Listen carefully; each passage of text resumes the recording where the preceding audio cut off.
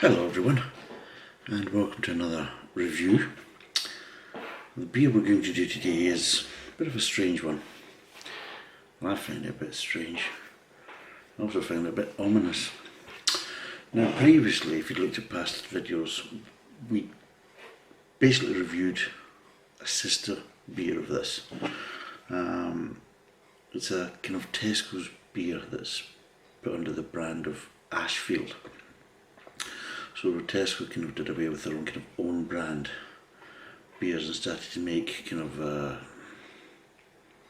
made up brands to kind of, it's still Tesco, but it's not Tesco under name now, it's a different name, but it's still basically Tesco's own brand.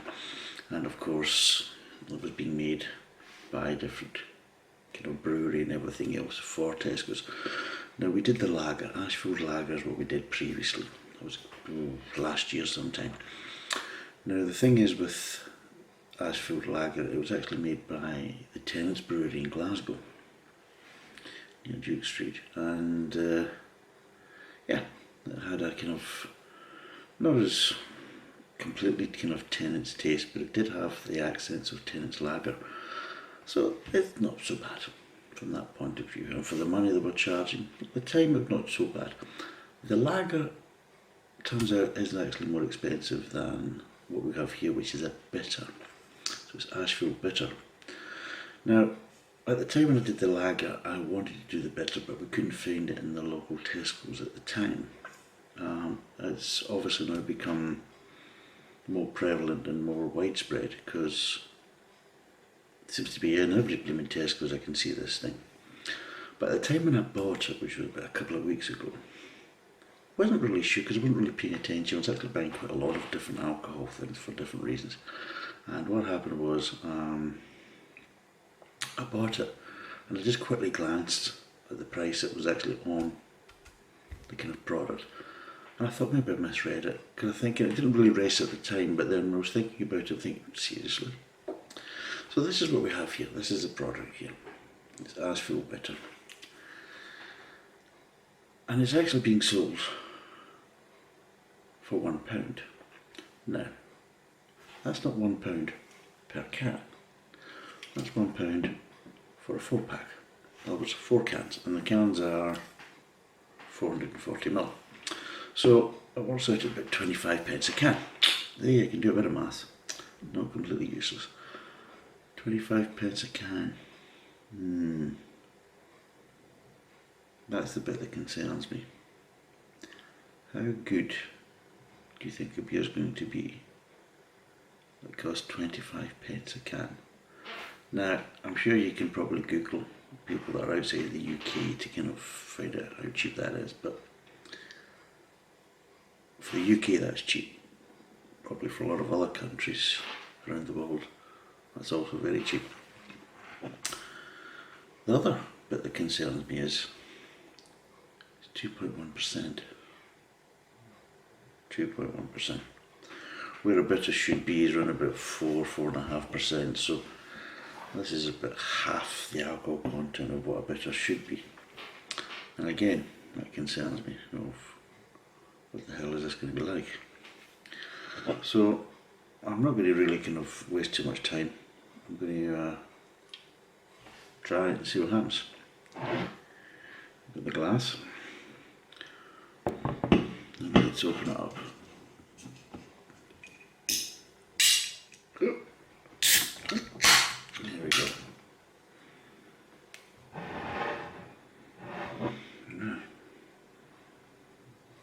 Don't feel smell at all, really. Right, here we go. Here's the port.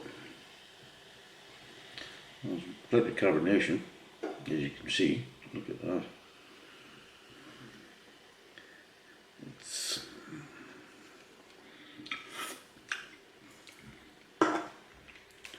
And there we go. Ashfield Bitter boys and girls.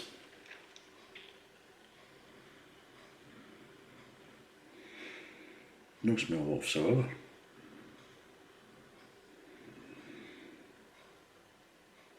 Absolute. The head looks like a prawn cracker. the best way to describe it. There's no smell at all. There's no hoppy smell, berry smell.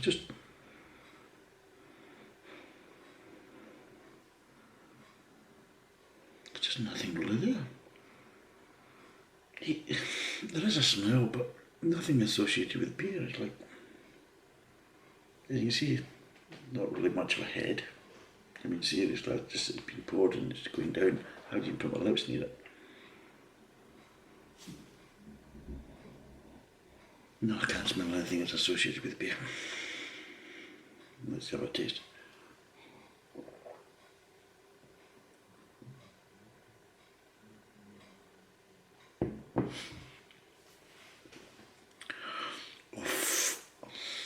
Oh bloody hell.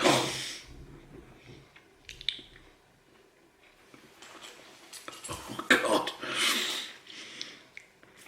Now, I try and avoid using bad language on this channel for proper reasons, because a lot of times it's just not justified. This time it is. That is shit. That is utter shit. I'm sorry, but that's a disgrace. That really is.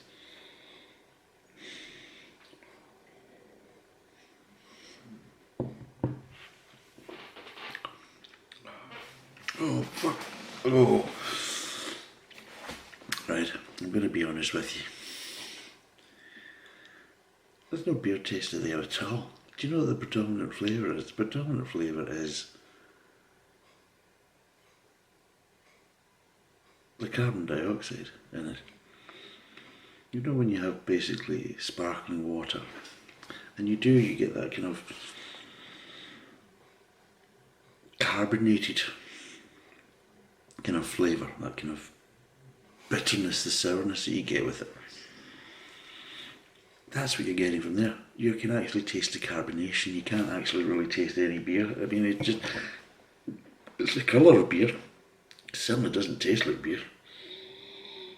There's no alcohol feel. It's very heavily carbonated to the point that it doesn't coat the mouth, it attacks the mouth. It's like an Alka-Seltzer.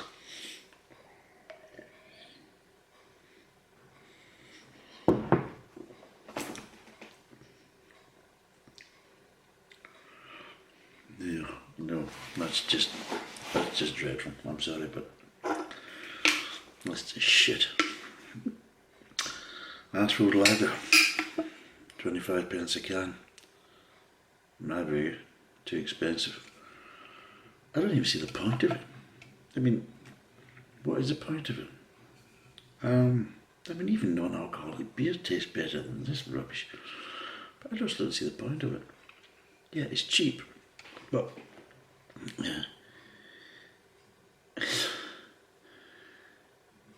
If you're selling it for people,